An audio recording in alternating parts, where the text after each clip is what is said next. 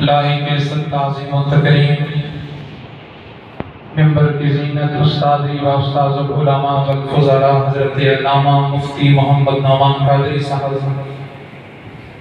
اور آپ تمام احباب، ہم سب اللہ رب العزت کا لاکھ شکر بجا لاتے ہیں کہ جس خالق ارض و سما نے ہم گناہگاروں کو آج جمعۃ المبارک کی ان بابرکت سعادتوں میں جمع ہو کر اپنا اور اپنے پیارے محبوب کا ذکر کرنے کی توفیق عطا فرمائی۔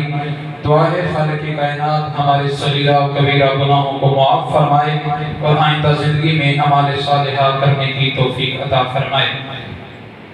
ایک آیت کریمہ قرآن کریم فرقان حمید برہان رشید سے تلاوت کرنے کا شرف حاصل کیا ہے۔ اللہ رب العزت نے قرآن پاک کے اندر ارشاد فرمایا کنتم امواتا فاحیاکم ثم یمیتکم ثم یحییکم ثم الیہ ترجعون۔ اس آیت کے اندر دو موتوں کا ذکر ہے اور دو زندگیوں کا ذکر ہے۔ ارشاد باری تعالیٰ ہے کہ کنتم امواتا، میرا رب اعلان کر رہا ہے کہ تم مردہ تھے، مردہ تھے تو اس سے مراد عدم صورت ہے، یعنی وہ معدوم عالم ارواح کے اندر تھے، تو جب اس عالم ارواح کی اس صورت کو حالت عدم کو چھوڑا تو پھر فرمایا فاحیاکم، پس ہم نے تمہیں زندگی عطا کی۔ پھر باپ کی صلب سے ماں کے بطن میں آ کر پھر آگے سلسلہ چلتا گیا، تو فاحیاکم سے مراد یہ وہ زندگی ہے جس میں ہم جی رہے ہیں۔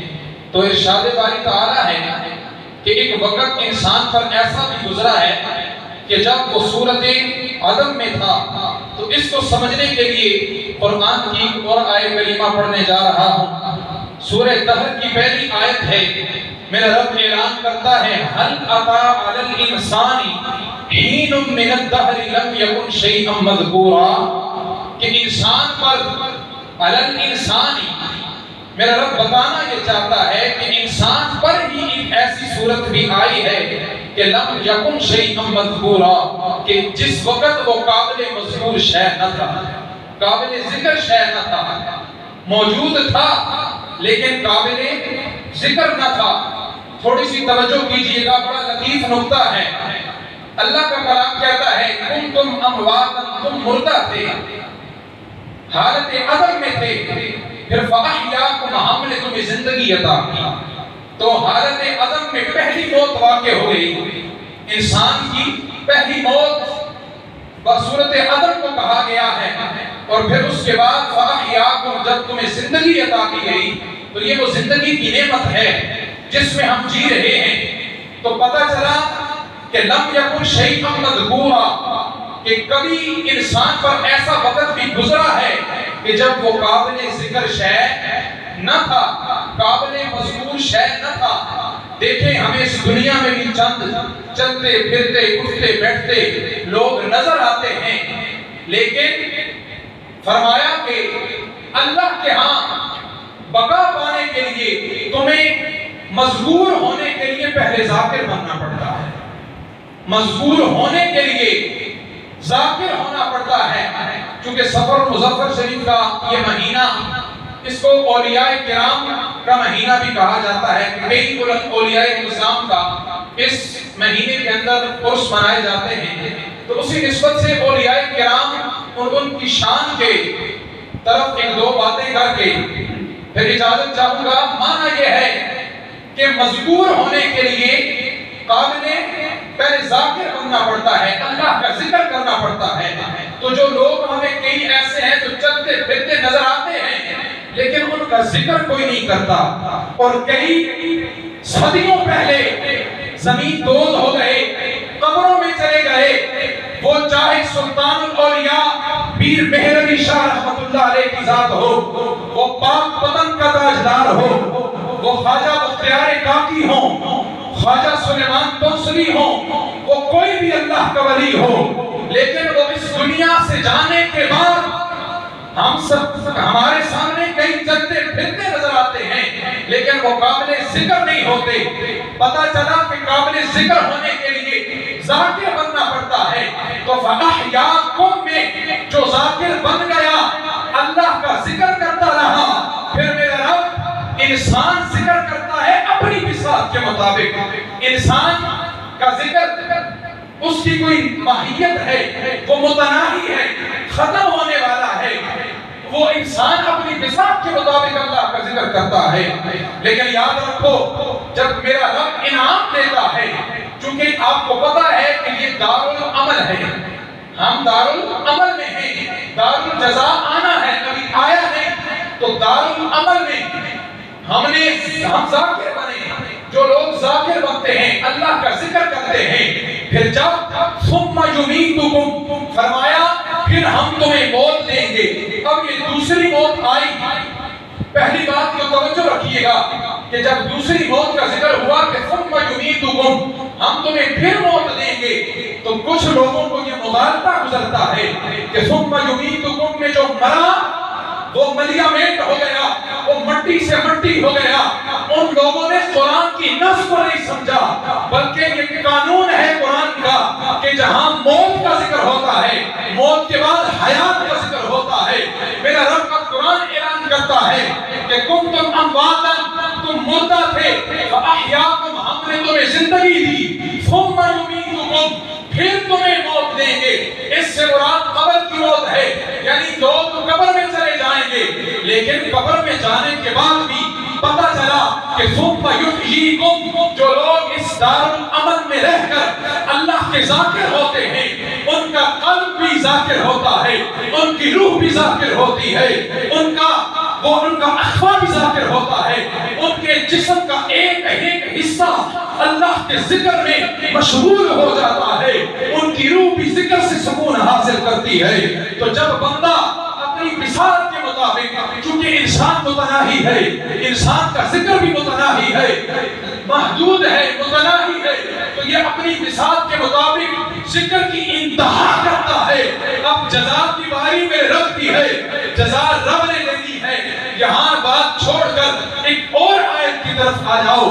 میرا رب اعلان کرتا ہے یا ایھا الذین آمنوا اذکروا اللہ ذکرا کثیرا، اے ایمان والو اللہ کا ذکر کثرت سے کرو. اور پھر ذکر کریں گے، دارالعمل میں ہیں، مولا تیرا ذکر بھی کریں گے، تیرے ذکر میں انتہا کو بھی پہنچیں گے جو تو نے ہمیں طاقت دی ہے. ہم اپنی طاقت کے مطابق ذاکر بھی بنیں گے، لیکن دارالعمل میں ہے، دارالجزاء آگے آنی ہے. تو ثم یمیتکم سے پہلے تک وہ ذاکر تھا، اس کی روح اور جسم اللہ کے ذکر میں مشغول تھا. جب ثم یمیتکم موت کا ذائقہ چکھ لیا، اب جزا کا وقت آتا ہے. پھر میرا رب جزا دیتا ہے، اور جزا کیا؟ انسان متناہی ہو کر ذکر کرتا ہے، رب اجر لا متناہی ہو کر دیتا ہے. انسان ذکر کرتا ہے تو محدود کرتا ہے، لیکن وہ خالق ہے، اس کی جزا محدود نہیں. جیسے وہ خود لا محدود ہے، اس کی جزا بھی غیر محدود ہے. جیسے وہ خود لا محدود ہے، اس کی جزا بھی لا محدود ہے. پھر کچھ لوگ یہ سمجھتے ہیں کہ اولیاء کا ذکر ہمارے کرنے سے ہوتا ہے، ہم ان کے عرس منائیں گے تو ہوگا. ارے نا نا، جب ان لوگوں نے اپنے رب کو دنیا میں راضی کیا تو ذاکر بنے.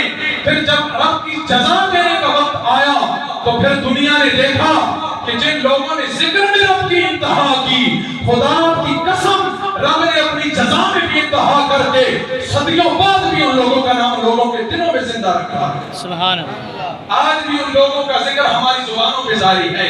تو پتہ چلا جو ذاکر بنتا ہے مرنے کے بعد بھی اللہ اس کی ذکر ہماری زبانوں پہ جاری کر دیتا ہے. تو وہ مذکور بنتے ہیں، لیکن مذکور ہونے کے لیے پہلے ذاکر بننا پڑتا ہے. تو یہ لوگ کون ہیں جو آج سلطان الاولیاء پیر مہر علی شاہ رحمۃ اللہ تعالیٰ علیہ پاک پتن شریف کے اندر تاجدار آرام فرما رہا ہے. کئی تاجدار اولیاء حضور غوث پاک رحمۃ اللہ تعالیٰ علیہ. تو دیکھو نا اللہ کے محبوب بندے، دیکھو اللہ کو اور کچھ نہیں ہوتا، اللہ کو کچھ نہیں ہوتا. بخاری و مسلم کی متفق علیہ حدیث پاک، بخاری شریف کے اندر بھی ہے فرماتے ہیں کہ میرے رب کو جب کسی بندے سے محبت ہو جاتی ہے نا، چونکہ قرآن کی آیت ہے فَسَوْفَ يَأْتِ اللَّهُ بِقَوْمٍ يُحِبُّهُمْ وَيُحِبُّونَهُ، تو پتہ چلا کہ اللہ سے محبت کرنے کے لیے، چونکہ اللہ کی محبت وہی کرتا ہے جو اللہ کا محبوب ہوتا ہے۔ تھوڑی توجہ رکھیے گا، اگر میں کہوں کہ میں اللہ کا ذکر کروں، اللہ سے محبت کروں، اللہ مجھے اس وقت تک توفیق ہی نہیں دیتا جب تک کہ وہ اپنے بندے سے محبت کرنے نہ لگ جائے۔ تو بِقَوْمٍ يُحِبُّهُمْ، پہلے محبت کا ابتدا اللہ سے ہوتی ہے، پھر وَيُحِبُّونَهُ، پھر اس کے بعد انسان یہ دعویٰ کرتا ہے کہ میں اللہ سے محبت کرنے والا ہوں۔ تو پہلے ذکر، پہلے محبت میرا رب کرتا ہے۔ بخاری شریف کے اندر حدیث پاک موجود ہے، میرا رب جبرائیل کو بلاتا ہے کہ اے جبرائیل، جبرائیل امین عرض کرتے ہیں مولا حکم فرما، میرا رب کہتا ہے اے جبرائیل مجھے فلاں بندے سے محبت ہو گئی، بولیے سبحان اللہ۔ آخری حدیث پاک کہ مجھے فلاں بندے سے محبت ہو گئی ہے۔ پتہ چلا کہ کچھ لوگ ایسے بھی ہوتے ہیں کہ جن سے میرے رب کو محبت ہو جاتی ہے، کئی لوگوں سے میرے رب کو محبت ہو جاتی ہے۔ جبرائیل عرض کرتے ہیں مولا حکم فرمائیے آگے کیا حکم ہے؟ فرمایا حکم کیا ہے؟ بس جس سے میں محبت کرتا ہوں نا تم بھی اس سے محبت کرنے لگ جا۔ سبحان اللہ۔ پھر حدیث پاک کے اندر آتا ہے کہ جبرائیل امین بھی اس بندے سے محبت کرتے ہیں۔ تو لوگوں بات یہاں پر ختم نہیں ہوئی، پھر حضرت جبرائیل عرض کرتے ہیں مولا اگلا حکم کیا ہے؟ تو نے بھی محبت کی، میں نے بھی محبت کی، آگے کیا کرنا ہے؟ میرا رب فرماتا ہے اے جبرائیل اب آسمان دنیا میں ندا لگا دے، اب ندا لگا فرشتوں کے میدان میں، اور سارے فرشتوں کو یہ پیغام سنا دے کہ جو بھی میرا فرشتہ رہنا چاہتا ہے، جو میری ملائکہ کی جماعت میں رہنا چاہتا ہے، اس کے لیے بھی لازم ہے کہ وہ اس سے محبت کرے جس سے میں اور تم محبت کرتے ہیں۔ سبحان اللہ۔ تو یاد رکھیے پھر دنیا آسمان یعنی آسمان کے فرشتے بھی اس بندے سے محبت کرنے لگ جاتے ہیں۔ تو پتہ چلا کچھ بندے اتنے کمال کے ہوتے ہیں کہ جن سے رب بھی محبت کرتا ہے، جبرائیل بھی محبت کرتا ہے، اور اللہ کو ملائکہ سے ان کا ذکر کرواتا ہے، اور ملائکہ بھی اس کی محبت کرنے لگتے ہیں۔ پھر جبرائیل عرض کرتے ہیں مولا آگے کیا حکم ہے؟ پھر سنیے گا، میرا رب فرماتا ہے اے جبرائیل اب تیری ڈیوٹی ہے کہ دنیا میں چلا جا اور میرے بندوں میں جتنے بھی انسان دنیا میں بستے ہیں ان میں سے جو پاک دل ہیں، بات ختم ہے اور بڑا پاکیزہ نقطہ ہے، محبت سے سمجھ لیجیے گا، یہ نقطہ بڑا اچھا ہے۔ اللہ فرماتا ہے اے جبرائیل اب آسمان والوں میں تو اس کی محبت کا چرچا ہو گیا، اب دنیا میں چلا جا اور زمین پر جا کر دیکھ جو پاک دل ہیں ان میں بھی میرے بندے کی محبت کو زندہ فرما دے۔ سبحان اللہ۔ جو پاک دل ہیں، تو میں نے کہا ارے نادانو تم کہتے ہو مر کے مٹی ہو گیا، نا رب کہتا ہے، حدیث پاک کے اندر آتا ہے، رب کا اعلان ہے کہ ثم یمیتکم، جب بندہ مرتا ہے تو اس کا دارالعمل تو ختم، لیکن دارالجزا کی ابتدا یہ ہے کہ دنیا والوں کے دلوں میں سے جو پاک دل ہوتے ہیں، ذرا بولیے سبحان اللہ، جو پاک دل ہوتے ہیں، جو پاک دل ہوتے ہیں، اللہ ان میں اپنے بندے کی محبت کو ڈال دیتا ہے۔ پتہ چلا کہ اولیاء سے اللہ کے نیک بندوں سے محبت کرنا یہ پلید دل والوں کا کام نہیں، یہ پاک دل والوں کا، سبحان اللہ، یہ پلید دلوں کا کام نہیں، یہ پاک دلوں کا کام ہوتا ہے۔ تو پتہ چلا اولیاء سے محبت کرنا، اللہ کے نیک بندوں کی مجلس میں بیٹھنا، یہ 1000 سال نوافل پڑھنے سے ایک گھڑی ایک عالم کی صحبت میں بیٹھنا کی زیادہ بہتر ہے۔ 1000 سال نوافل ادا کرنے سے ایک گھڑی ایک عالم کی صحبت اختیار کرنا یہ 29 سال کی عبادت سے بہتر اور افضل ہے۔ اللہ کریم ہمیں اولیاء کرام کی شان کو سمجھنے کی توفیق عطا فرمائے۔ چونکہ پہلے عرض کیا تھا کہ اولیاء کرام کی شان ہم بندوں کی طاقت میں نہیں، ہم یہ تصور کریں کہ ہمارے کرنے سے ان کا ذکر ہوگا، نہ انہوں نے اپنی دنیا میں وہ اس قدر ذاکر بنے، ان کا قلب، ان کی روح، ان کے جسم کا ایک ایک خون کا قطرہ اللہ کی محبت میں غرق ہو چکا تھا۔ چونکہ جو فنا فنا ہوتے ہیں، جو اللہ کی ذات میں فنا ہو جاتے ہیں، پھر میرا رب انہیں جزا یہ دیتا ہے کہ وہ مر جاتے ہیں، دنیا سے ظاہری طور پر پردہ کر جاتے ہیں، لیکن ہزاروں سال بھی لوگوں کے دلوں میں، بلکہ میں یہاں یہ کہوں گا کہ اللہ پاک دلوں میں ان بندوں کی محبت کو زندہ فرما دیتا ہے، ان بندوں کی محبت کو زندہ فرما دیتا ہے۔ تو صحبت صالح ترا صالح کند، صحبت طالع ترا طالع کند، کہ اچھوں کی صحبت بندے کو اچھا کر دیتی ہے اور بروں کی صحبت سے بندہ برا ہو جاتا ہے۔ جو کچھ میں نے کہا استاد المکرم کی موجودگی میں، اللہ تعالی ہم سب کو اس پر عمل کرنے کی توفیق عطا فرمائے۔ وآخر دعوانا ان الحمد للہ رب العالمین۔